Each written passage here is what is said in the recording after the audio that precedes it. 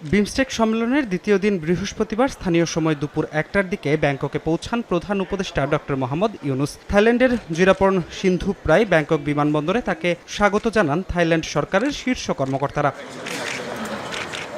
এরপর প্রধান উপদেষ্টা তার সফর সঙ্গীদের নিয়ে চলে যান হোটেল শাংগ্রিলায়। সেখানে বেশ কিছু সময় অবস্থান করেন তিনি।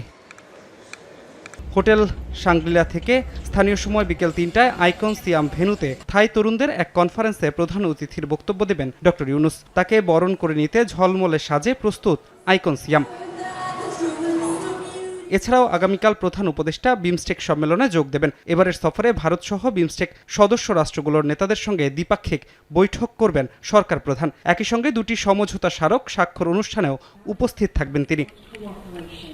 বিমস্টেক সম্মেলনের দ্বিতীয় দিন আজ সদস্য রাষ্ট্রগুলোর মন্ত্রী পর্যায়ের বৈঠক হয়েছে। স্বাক্ষরিত হয়েছে সমুদ্র পরিবহন সহযোগিতা স্মারক, যাতে বাংলাদেশের পক্ষে স্বাক্ষর করেছেন পররাষ্ট্র উপদেষ্টা তৌহিদ হোসেন। ধ্রুব ব্যানার্জি, সময় সংবাদ।